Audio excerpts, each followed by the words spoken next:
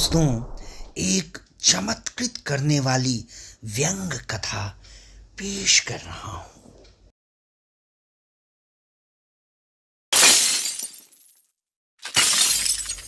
शीर्षक है फिरंगी भूतों का अनुद्धार।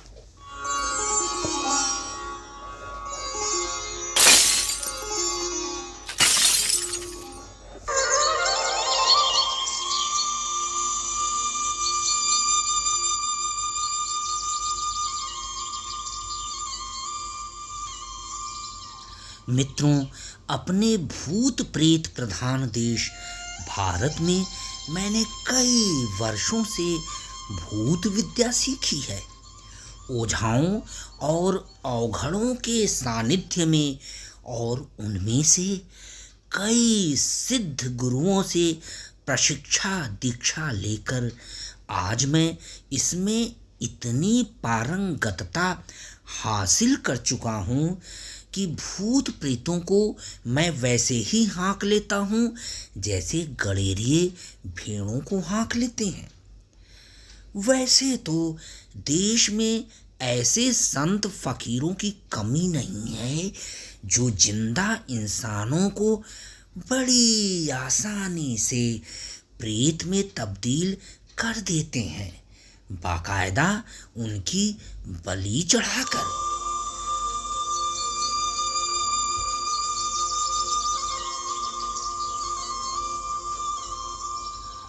उनका यह भी दावा होता है कि ऐसा करके वे ऐसे बलिदानी इंसानों का उद्धार करते हैं, संसार भवसागर से पार लगाकर ईश्वर के साथ एकाकार कर देते हैं।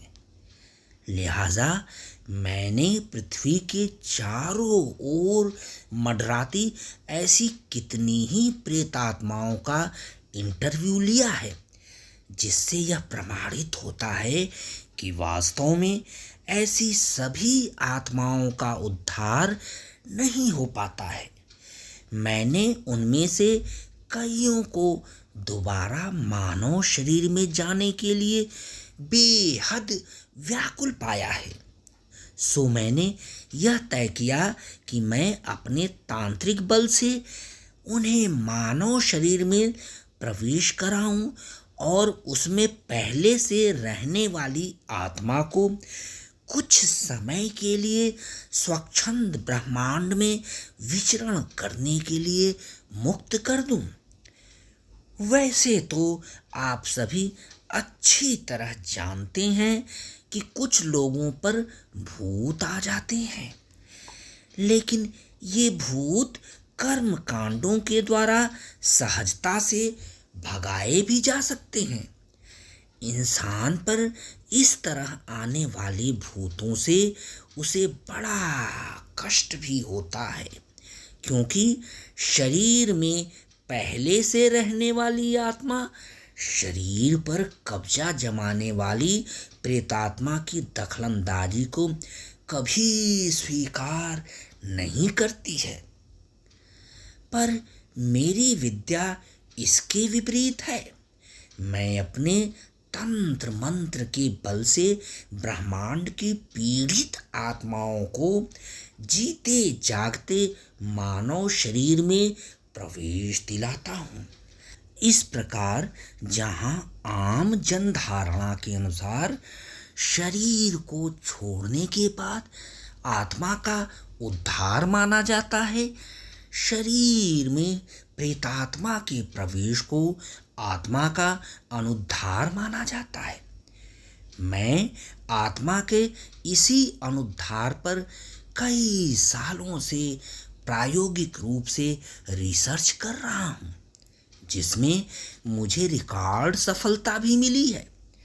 इस सफलता का दस्तावेज नीचे पेश किया जा रहा है। मुझे पक्का विश्वास है कि मेरी इस उपलब्धि से सारा देश लाभान्वित होगा।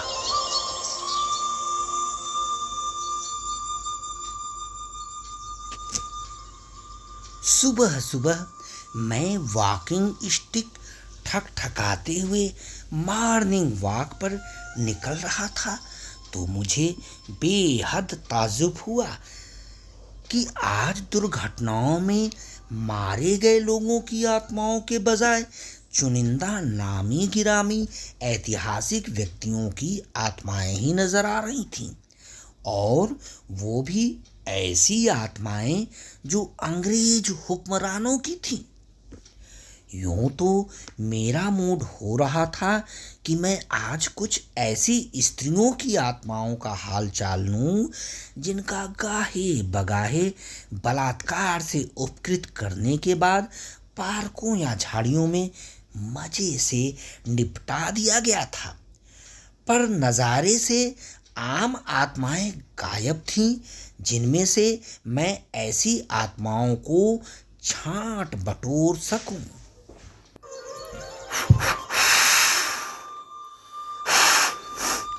मेरी बेचैनी बढ़ती जा रही थी क्योंकि यह अपने आप में एक बड़ी विचित्र बात थी। कहीं ऐसा तो नहीं कि सभी आम आत्माओं का उद्धार हो गया हो और वे स्थायी रूप से स्वर्ग को प्रवास कर गई हों। अगर ऐसा हुआ है तो यह बहुत अच्छी बात होगी। कम से कम उन्हें इस देश की नारकीय स्थिति से छुटकारा तो मिला, क्योंकि यह बड़ी चिंताजनक बात थी कि उन्हें मरकर भी मुक्ति नहीं मिल पा रही थी। लेकिन उनके आज अनुपस्थित होने के और भी तो कारण हो सकते हैं। ऐसा भी हो सकता है कि ईश्वर ने उन सभी को किसी ज़रूरी मीटिंग में बुला लिया हो और मीटिंग ख़त्म होते ही वे यहाँ फिर से हाजिर हो जाएं, जैसा कि कुछ शातिर आत्माएं बताती रही हैं कि उन्हें कभी कभार भगवान के सामने जाकर हाजिरी भी लगानी पड़ती है।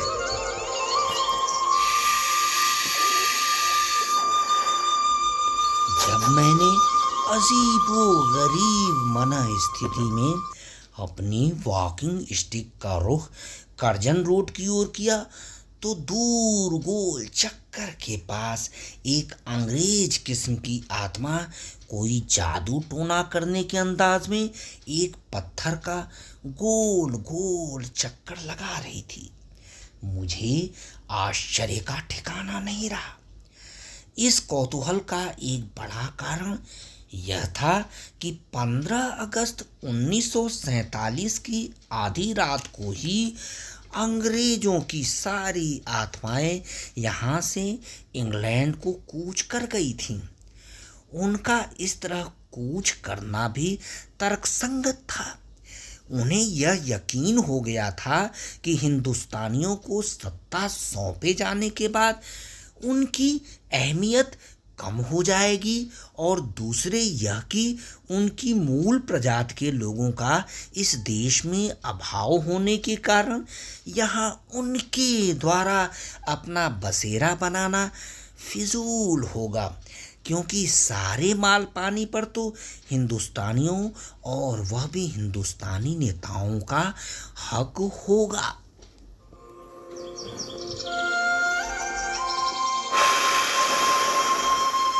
लिहाजा मैंने अपनी छड़ी की गति बढ़ाई और तेज कदमों से उस अंग्रेज किस्म की सिरफिरी आत्मा के सामने जा धमका, जो सिर झुकाए उस पत्थर का चक्कर लगाने में मशगूल थी। मैंने उसे आवाज़ दी, अये विदेशी आत्मा, तू यहाँ क्या कर रही है? वह खामोश रही।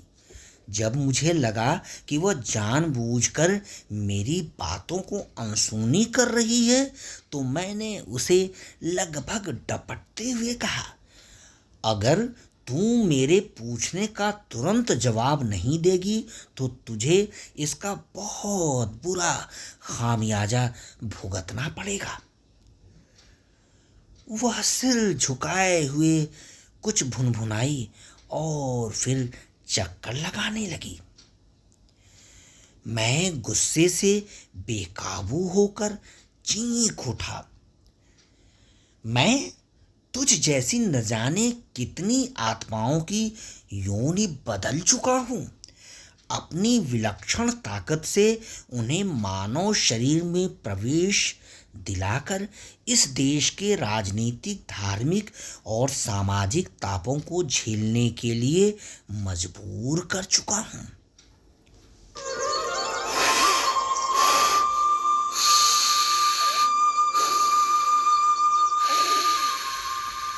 मेरी डांट पर उस पर तत्काल असर हुआ और उसने जैसे ही रुककर अपना सिर उठाया, मैं भौंचक रह गया। मेरे बदन का सारा खून जम गया। वह कोई ऐरी गैरी आत्मा नहीं थी, वह तो साक्षात लॉर्ड कर्जन की आत्मा थी। मुझे तत्काल अपनी अशिष्टता पर अफसोस हुआ। मैंने खेद जताते हुए उसके प्रति अपनी हमदर्दी दिखाई। सर, मुझे आपको यहाँ इस हालत में देखकर बड़ी ग्लानि हो रही है।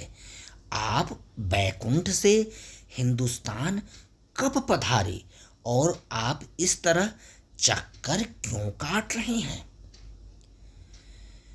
जब लॉर्ड कर्जन ने मुंह पिचकाते हुए कहा, मैं बैकुंठ तो कभी गया ही नहीं, और अपना मुंह उन्होंने फेर लिया, तो मैंने उसकी पीठ पर हाथ फेर कर उसे ढांढस बंधाया। देखिए, मुझसे डरने की कोई ज़रूरत नहीं है।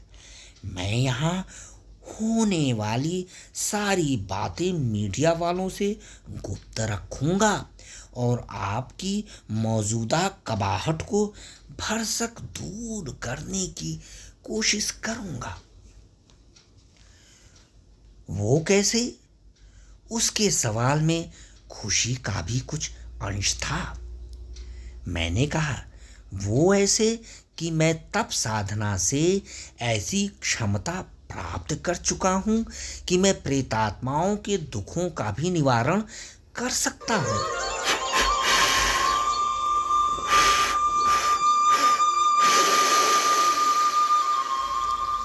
मेरी बात सुनते ही वह मेरे आगे घुटने टेक कर बैठ गया। Then you are a very useful person. क्या आप मेरी एक प्रॉब्लम सॉल्व कर देंगे? उसने झिझकते हुए खुशामद की। मैंने आत्मीयतापूर्वक उसकी बाँह पकड़कर उठाते हुए कहा, लॉर्ड साहब, जब आप वायसराय थे तो आपने कितने ही हिंदुस्तानियों का कल्याण किया। ऐसे में आपकी कोई तकलीफ दूर करके मुझे कितना सुकून मिलेगा, इसका बयान मैं शब्दों में नहीं कर सकता। वह मेरे आगे पालथी मारकर बैठ गया। उसने कहा, दरअसल मेरी इच्छा कुछ सालों तक इंडिया में राजनीतिक गतिविधियों में सक्रिय भागीदारी करने की है। मैं बड़े आश्चर्य से उसे देखते हुए ठीक उसके आगे बतकही करने के मूड में बैठ गया। मुझे एहसास हो गया कि यह कर्जन उस कर्जन से बहुत अलग है। इस कर्जन का स्टैंडर्ड बड़ा गिरा हुआ है, तभी वह इंडिया की टुच्ची राजनीति का स्वाद चखना चाहता है। सो मैंने भी उसके स्टैंडर्ड के अनुरूप तेवर में बोला, अरे करजू, ये तुम क्या कर रहे हो? आखिर ऐसा फिजूल ख्याल तुम्हारे दिमाग में कैसे आया? अरे तुम्हें पॉलिटिक्स ही करनी है तो मुझसे कहो, मैं अपनी रूहानी ताकत से तुम्हारी रूह को किसी अंग्रेज की बॉडी में डाल दूंगा। तुम अपने देश के हाउस ऑफ कॉमन्स या हाउस ऑफ लॉर्ड्स में जाकर गोरों के साथ राजनीति करो। इस जाहिल जंगली देश में काले कलूटे नेताओं के साथ वाहियात राजनीति करने से तुम्हें क्या हासिल होगा? अरे, तुम पहले भी तो यहाँ राज कर चुके हो और अच्छी तरह समझ चुके हो कि हिंदुस्तानियों और खासकर यहाँ के सियासतदारों के साथ गुजारा करना बड़ी टेढ़ी खीर है।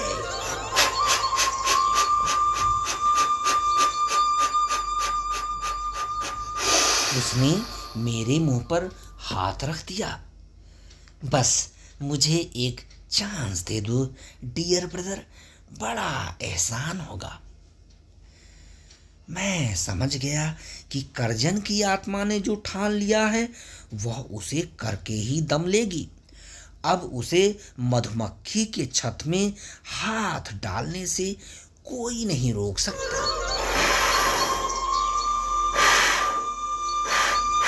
मैंने कहा, ठीक है, लेकिन एक दिक्कत भी है। क्या दिक्कत है? मैं तुम्हारी आत्मा को किसी ह्यूमन बॉडी में तो एंटर करा सकता हूँ, लेकिन अगर तुम चाहो कि फिर से तुम्हारी आत्मा को उस बॉडी से आज़ाद करा दिया जाए तो यह मैं नहीं कर सकता। It doesn't matter. मैं चाहता हूँ कि मैं इंडिया की पॉलिटिक्स करते करते अपनी नेचुरल डेथ मरूं। उसने कुछ ऐसे कहा जैसे कि वह ईश्वर को पाने के लिए कठोर साधना करते हुए मोक्ष पाना चाह रहा हो। आखिरी बार सोच लो, कहीं ऐसा न हो कि तुम्हें और पछताना पड़े। लेकिन मेरी आखिरी वार्निंग पर भी वह टस से मस नहीं हुआ।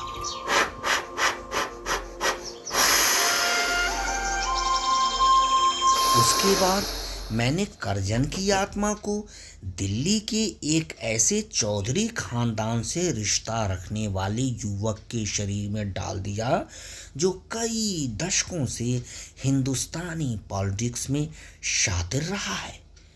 लिहाजा जब मैं करजन की आत्मा का अनुद्धार करके वॉकिंग स्टिक के सहारे उठने की कोशिश कर रहा था तो किसी ने पीछे से मेरे कंधे पर हाथ रखा।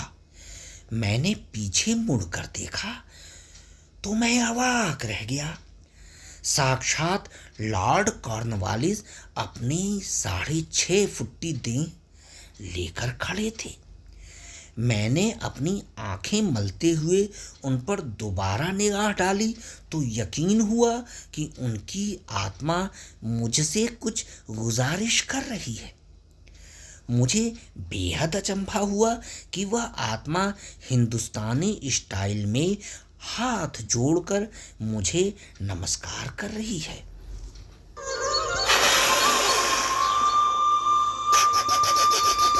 मैंने कहा, लॉर्ड साहब, आप इतनी बड़ी शख्सियत होकर मुझे इस तरह हाथ जोड़कर सैल्यूट क्यों मार रहे हैं? यह आपको शोभा नहीं देता। सर, यह तो बहुत कम है। आपको तो इस तरह सैल्यूट मारना चाहिए। इतना कहने के बाद जब वे साष्टांग जमीन पर लेटने लगे तो मैंने उनकी भारी भरकम बाजुओं को बमुश्किल थामकर ऐसा करने से रोका, पर लॉर्ड खड़े होकर चुप नहीं रह सके। उन्होंने कहा, सर, जिस प्रकार आपने करजन साहब का अनुद्धार किया है उसी तरह मेरा भी अनुद्धार कर दीजिए। आपकी इस मेहरबानी को मैं आजीवन नहीं भूलूंगा। पहले करजन आए और फिर कॉर्नवालिस। जरूर कोई बड़ा चक्कर है। मुझे लगा कि कहीं ऐसा तो नहीं कि सारी अंग्रेज आत्माएं हिंदुस्तान के खिलाफ कोई नई साजिश रच रही हैं। मैंने उसी पल दूर तक विहंगम दृष्टि डाली और तब मैं हैरत में पड़ गया। कम से कम 2 दर्जन अंग्रेज आत्माएं दूर दूर खड़ी मेरे पास आ धमकने की ताक में थीं। वे निश्चित रूप से भारत में फिरंगी शासन के दौरान वायसराय, गवर्नर जनरल या कोई भारी अफसर रही होंगी।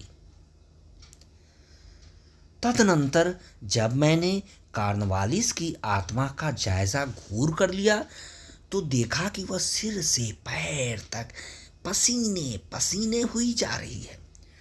वह अपराध बोध से सिर झुकाए जमीन पर गड़ी जा रही है।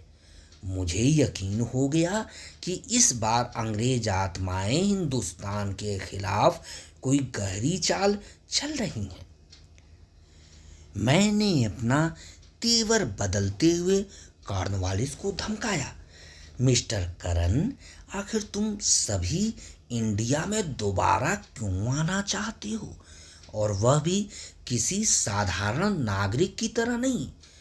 तुमने अभी अभी देखा कि करजन साहब यहाँ एक राजनेता के रूप में अवतरित हो चुके हैं।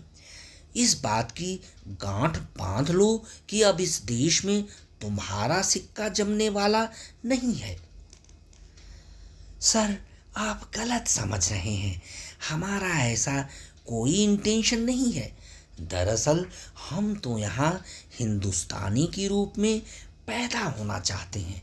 हम चाहते हैं कि हिंदुस्तान के वेलफेयर के लिए यहाँ हमारा एक्सपीरियंसेस का बेहतर प्रयोग हो, और ऐसा तभी होगा जबकि हम खुद यहाँ लीडर की हैसियत से पैदा होंगे। कॉर्नवालिस ने बड़े दमदार लहजे में अपना प्रस्ताव रखा।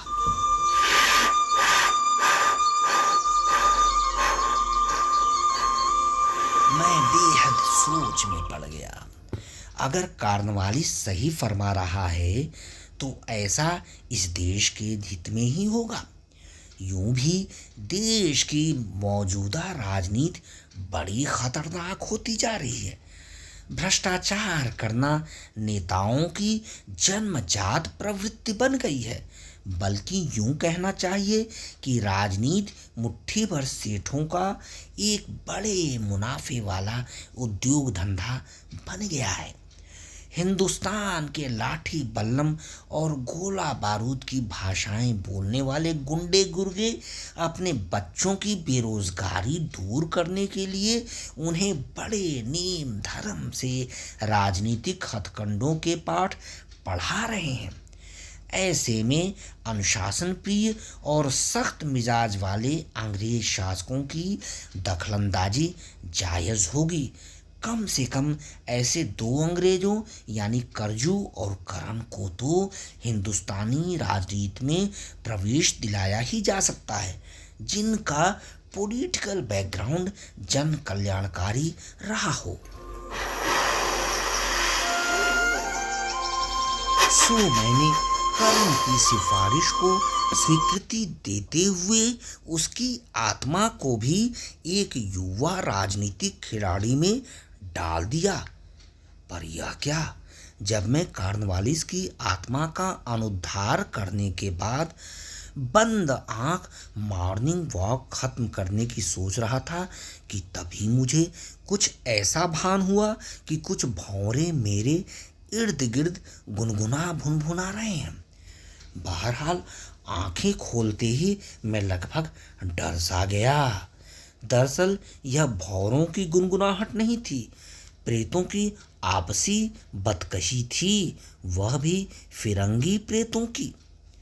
मैं उन सभी आत्माओं से घिरा हुआ था जो दूर से ही मेरे पास आ धमकने का मौका देख रही थीं। मैंने प्रेत की भाषा समझने वाले घ्राण कपाट को खोला तो उनकी आपसी बातचीत से पता चला कि कॉर्नवालिस की आत्मा ने जाते जाते उन्हें मेरा राज बता दिया है कि फलाने आदम जात में अर्थात मुझ में आत्माओं का अनुद्धार करने की बड़ी शक्ति मौजूद है। उस पल मैं सचमुच बड़ा हैरान हो गया। जबकि Lord Clive, Dalhousie, Dupleix, Hastings, Mayo, Minto, Chelmsford, Ripon, Mountbatten, Dyer और यहाँ तक कि चर्चिल जैसी अंग्रेज हस्तियों की आत्माएं चित लेटकर मेरा गुहार लगा रही थीं कि अब वे इस प्रदूषण युक्त वातावरण में विचरण करके अपनी सेहत चौपट करना नहीं चाहते। इससे तो अच्छा होगा कि वे मानव रूप में पैदा होकर न केवल इस आबो हवा का आनंद उठाएं, बल्कि इस जमीन पर और ख़ास तौर से इस देश में विभिन्न क्षेत्रों में अपनी उपस्थिति दर्ज करके यहाँ के इतिहास में अपना नाम दर्ज कराएं। उनका गंदा इरादा भांप कर मैं जीत गया। हो न हो अब ये फिरंगी प्रेत इस देश पर कोई बड़ा कहर बरपाने की रणनीति बना रहे हैं, लेकिन अब मैं उनके किसी झांसे में आने वाला नहीं हूँ। मैं उनसे नज़रें बचाकर निकल जाना चाह रहा था कि वे एकदम से मेरे कदमों से चिपट गए। मैंने उन्हें नोच नोच कर इधर उधर फेंका तो डलहौजी मेरे सिर पर बैठ गया। मिंटो और रिपन मेरे कंधे पर सवार हो गए। क्लाइव मेरी पीठ पर सवार हो गया और चर्चिल तथा चेम्सफोर्ड जैसी कोई दर्जन भर आत्माएं मेरे कदमों से चिपटकर मेरे साथ घिसट घिसट कर चलने लगी। मैं इस कबाहट भरी स्थिति से उबरने के लिए चीख उठा, ऐ दुरात्माएं, अब तुम में से किसी का भी अनुद्धार करने वाला नहीं हूँ। ये बात भी नोट कर लो कि मेरे रहते इस देश में तुम्हारी खैर नहीं।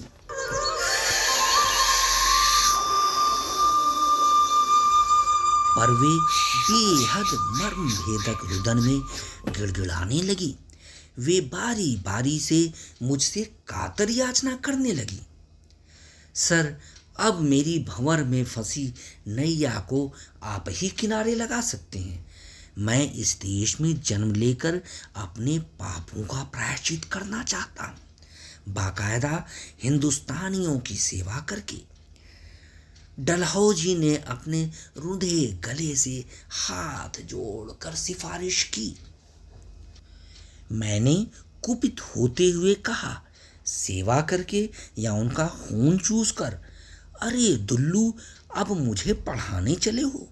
तुम्हारे रग रग में घात प्रतिघात का जहर भरा हुआ है। एक शेर आखिर करेगा ही क्या? बस अपने सामने वाले शिकार को चीर फाड़ कर निगल जाएगा। मैंने डलहौजी को डांट लगाई तो वह सिटक कर चुप हो गया और क्लाइव की ओट में जा छिपा। क्लाइव भी कुछ कहना चाह रहा था, पर मैंने उंगली उठाकर उसे रोक दिया। खबरदार कल्लू, तुम कोई सिफारिश लेकर हरगिज मत सामने आना, नहीं तो मैं तुम्हारा ऐसा हाल करूँगा कि तुम अपना पुनर्जन्म होने तक मुझे याद रखोगे। तभी डायर मेरे आगे कूदकर साष्टांग लेट गया और बाल्टियों आंसू बहाने लगा। सर, आप मेरी बात का यकीन कीजिए, मेरे मन में अब कोई खोट नहीं है। जालियांवाला कांड मेरी बहुत बड़ी भूल थी। मैं उसका प्रायश्चित करने के लिए एक हिंदुस्तानी के रूप में पैदा होकर इस देश की सेवा करना चाहता हूँ। मैंने डायर के प्रेत को इतनी जोर से लात मारी कि वह कोई एक फरलांग दूर जाकर गिरा। इस तरह मैं जब तक अपने घर में दाखिल नहीं हो गया, कोई न कोई फिरंगी आत्मा मुझसे प्रार्थनाएं करती रही और मैं उसे येन केन प्रकारेण टरकाता रहा। लेकिन उस रात न तो मैं न ही मेरे बीवी बच्चे सो सके, क्योंकि सारी रात फिरंगी भूत मेरे घर को अपना अड्डा बनाकर खुराफात करते रहे। मैं बच्चों को बहला फुसलाकर सुलाने की कोशिश करता रहा, यह कहते हुए कि आज मौसम का मिजाज सही नहीं है। तूफान आने वाला है, बारिश होने वाली है। क्लाइव का प्रेत सारी रात एक खूंटी से लटक कर पेंग मारते हुए झूलता रहा। माउंटबेटन की आत्मा अलगनी पर लटक लटक झूलती रही। जब भी मेरे बच्चे अलगनी पर पड़े कपड़े को उतारने जाते, वह इतना जोर का झटका देती कि बच्चों की पकड़ से कपड़े दूर हो जाते और वे डर के मारे भाग खड़े होते। ऊपर बालकनी में डलहौजी टहलते हुए अजीब सी आवाज निकाल रहा था। खिड़कियों के पल्लों को मेयो, रिपन और डुप्ले जोर जोर से खड़का रहे थे। रोशनदान से हेस्टिंग्स फूंक मार मार कर बेडरूम में अंधड़ चला रहा था। चेल्मसफोर्ड और मिंटो बिजली की पंखों से झूलते हुए उसकी स्पीड को भयानक रूप से बढ़ाकर दहशत पैदा कर रहे थे। सचमुच मेरा सारा घर भुतहे आतंक के आगोश में था। चुनांचे मैंने अपना सख्त रवैया कायम रखा। रात भर मैं टॉयलेट के बहाने बेडरूम से निकलकर उन्हें बारी बारी से धमकाता और धिक्कारता रहा, पर वे तो अपना अनुद्धार करने पर ही आबादा थे। किसी तरह जब सुबह हुई तो मैं राजमार्ग पर टहलने निकल पड़ा। मैं जानता था कि वे भी मेरे पीछे पीछे लग जाएंगे और इससे कुछ समय के लिए मेरे बीवी बच्चों को राहत मिलेगी। हाँ, ऐसा ही हुआ। वे मुझे घेरे हुए साए की तरह साथ साथ चल रहे थे। जब मैं एक पार्क में सुस्ताने बैठा तो वे गुत्थम गुत्त मेरे आगे बैठकर रिरियाने घिघियाने लगे। मैं बहटियाता रहा। आखिरकार खिसियाकर चिल्ला उठा, तुम लोग कितना भी नाक रगड़ो, मैं तुम अधम प्रेतात्माओं को किसी भी मानस तन में घर बनाने नहीं दूंगा। तुम्हारी खैरियत इसी में है कि तुम हिंदुस्तान को अपना अड्डा बनाने के नापाक इरादे से तौबा कर लो। इस बार माउंटबेटन का प्रेत हाथ जोड़कर सामने खड़ा हो गया। सर, यू नो कि इंडिया को आज़ाद कराने में मेरा बड़ा इम्पोर्टेंट रोल रहा है, इसलिए आप इन्हें छोड़ एटलीस्ट मुझे किसी ह्यूमन बॉडी में डाल दीजिए। बिलीव मी कि मैं हिंदुस्तानियों का आफ्टर ऑल भला ही करूँगा। माउंटबेटन की दमदार दलील को खारिज नहीं किया जा सकता था। मैं गहरी सोच में डूबने उतराने लगा। बेशक माउंटबेटन को इस देश में मनुष्य रूप में अवतरित करने से इस देश का कोई बुरा होने वाला नहीं है, लेकिन यदि इसका अनुद्धार किया गया तो दूसरे अंग्रेज प्रेत मेरे पीछे पड़ जाएंगे। मैं बड़े धर्म संकट में फंस जाऊंगा। तभी मेरे दिमाग में माउंटबेटन का पत्ता साफ करने का एक बहाना कौंध पड़ा। मैंने कहा, अजी क्यों अपने मुंह मियाँ मिट्ठू बन रहे हो? तुम तो सरासर झूठ बोल रहे हो। हिंदुस्तान को आज़ाद करने में जितना बड़ा हाथ तुम्हारी मैडम का था, उतना तो गांधी जी का भी नहीं था। नेहरू के वशीभूत होकर तुम्हारी बीवी ने तुम्हारे ऊपर जो सम्मोहनी डाली, उसके प्रभाव में तुम अपनी सद्बुद्धि खो बैठे और आनन फानन में आज़ादी का ऐलान कर बैठे। वरना हिंदुस्तान तो आज भी फिरंगी हुकूमत का गुलाम होता।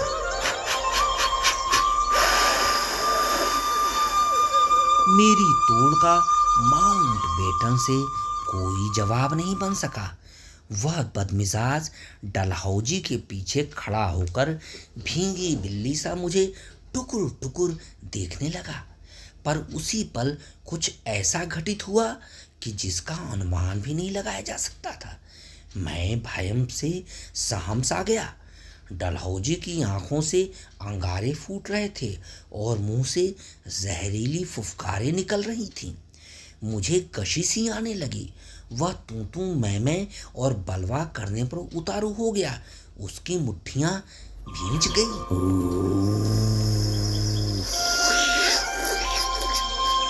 उसने अत्यंत क्रोध में कहा, यू पेटी ह्यूमन बीइंग डजंट नो कि हम सभी मिलकर तुम्हारी इंडिया में कहर बरपा सकते हैं, लोगों में ऐसा टेरर पैदा कर सकते हैं कि most of them would commit either suicide और मर्डर वन अनदर। इस कंट्री को हम कब्रिस्तान और ज़िबा खाना में तब्दील कर सकते हैं। मैंने देखा कि उसके साथ साथ दूसरे भूत भी भड़क रहे हैं। मैंने दिमाग पर बल दिया कि ऐसे हालात में क्या किया जाना चाहिए ताकि सांप भी मर जाए और लाठी भी न टूटे। तभी मेरी छठी इंद्रिय ने मुझे आगाह किया कि अभी तो ये सारे खतरनाक जिन्न एक साथ हैं। अगर ये तितर बितर होकर देश में फैल गए तो इन्हें इकट्ठा करके बातचीत करने के लिए एक ही प्लेटफॉर्म पर लाना बड़ा ही दुष्कर कार्य हो जाएगा।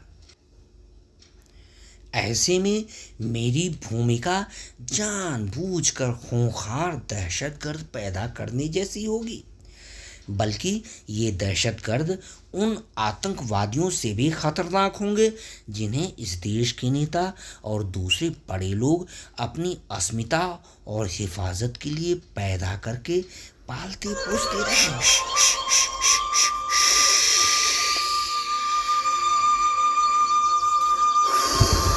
सो इसके पहले कि सभी प्रेत डलहौजी के बरगलाने में आकर बेलगाम हो जाते, मैंने उनसे कहा, अरे ठहरो, इस तरह उपद्रव करने से कुछ भी हासिल होने वाला नहीं है। आखिरकार मैं ही तुम सभी का बेड़ा पार लगाऊंगा। मैंने देखा कि कुछ एक को छोड़ सभी मेरी बात से प्रभावित हो रहे हैं। मैंने फिर कहा, तुम लोग इस तरह निराश क्यों हो? मैं तो तुम लोगों की परीक्षा ले रहा था। तुम सभी इसमें पास हुए। अरे तुम सभी यही चाहते हो ना कि तुम लोगों का इस देश में वर्चस्व बरकरार रहे। सो बरकरार रहेगा।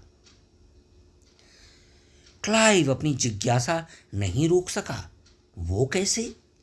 मैंने उसे इशारे से पास बुलाकर उसकी पीठ पर हाथ फेरते हुए कहा, तुम्हें इस बात से बेहद सुकून मिलना चाहिए कि तुम अंग्रेज लोग जो चाहते रहे हो वही सब इस देश में होता रहा है। तुम लोगों के इंग्लैंड चले जाने भर से यह देश तुम्हारी सम्मोहनी से मुक्त नहीं हुआ है और न ही ऐसा कभी हो पाएगा। मैंने देखा कि डलहौजी और क्लाइव जैसे अंग्रेज भूत भी मेरे वाच से मंत्रमुग्ध से होते जा रहे हैं। मैंने आगे कहा, तुम सभी को इस बात का फख्र होगा कि इस देश के जाहिल जंगली लोगों पर अंग्रेजी जुबान बोलकर ही रोब गालिब किया जाएगा। हिंदुस्तानी कितने भी पढ़ लिख जाएं, वे निज भाषा की इज्जत करना कभी नहीं सीखेंगे। इन्हें समाज में हिंदी बोलकर कभी मान सम्मान नहीं मिलेगा। सरकारी महकमों के हिंदी अधिकारी अपने बच्चों को अंग्रेजी स्कूल में पढ़ाएंगे और अपना सारा काम काज अंग्रेजी में ही करेंगे। यूँ तो अंग्रेजी के बाद हिंदी को राजभाषा का दर्जा दिया गया है, पर हिंदी की पीठ पर अंग्रेजी ही सवार रहेगी। तुम लोग मानो या ना मानो, इस देश के नेताओं की आत्मा अंग्रेजियत में रंगी है और इसीलिए हिंदी को राष्ट्रगान बनाने की सभी कवायद खुद ही व्यर्थ हो जाएगी। देहाती लोग भी टूटी फूटी अंग्रेजी बोलकर अपने सुसंस्कृत और शिष्ट होने का प्रमाण पत्र पेश किया करेंगे।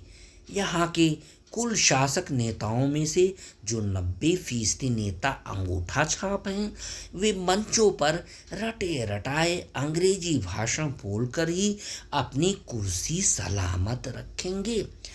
यह समझ लो कि इस देश की नैया अंग्रेजी बगैर नहीं चल सकेगी। सो इस नैया के असली खेवनहार तुम ही लोग हो।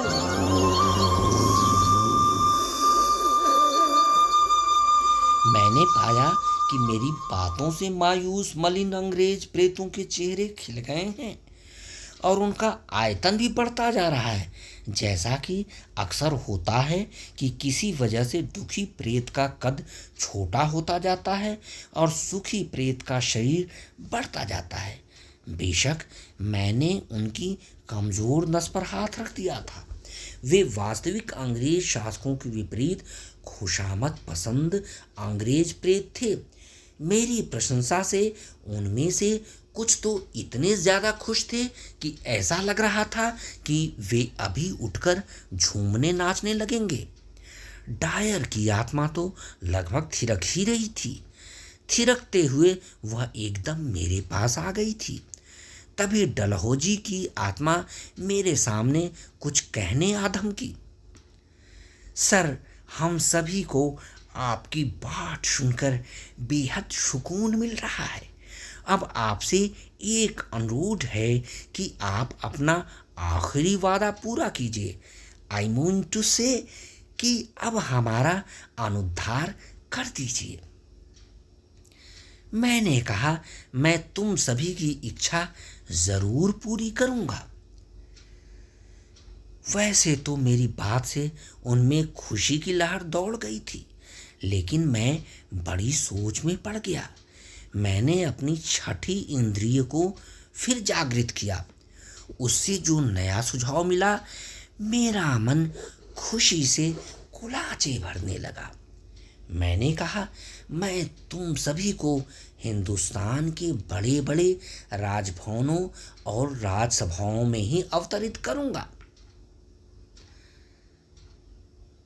तत्पश्चात मैंने उन्हें बारी बारी से बुलाया और उनकी आत्माओं को इस देश और विभिन्न प्रदेशों की राजधानियों के मुख्य राजभवनों के गुंबदों या प्रवेश द्वार के स्तंभों में डाल दिया।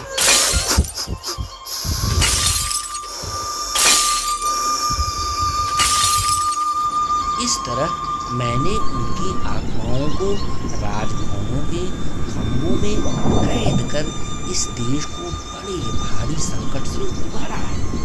वरना इस देश को मानव रूप में आतंकवादियों के उपद्रवों को झेलने के साथ साथ प्रेतात्माओं की दहशत गर्दी का सामना भी करना पड़ता है। बहरहाल मेरे लिए तो मुसीबत ही मुसीबत है। मैं जिस शाही महकमे में नौकरी करता हूँ, उसके गेट के एक खंभे में क्लाइव के प्रेत को कैद कर रखा हूँ। चूंकि उस कार्यालय में आने जाने का एक ही प्रवेश द्वार है, इसलिए क्लाइव के प्रेत की भुड़की मुझे रोज ही सुननी पड़ती है। वह चीख चीख कर मुझे धिक्कारता है। तुम आदम जाट ने मेरे साथ बड़ा धोखा किया है। तुमसे यह वादा हुआ था कि तुम मेरी आत्मा को इंसानों में डालोगे, पर तुमने तो मुझे इस खंभे में जकड़ दिया है। अगर खुदा न खास्ता मैं कभी यहाँ से छूटा तो तुम्हें और तुम्हारे देश को तबाह कर डालूंगा।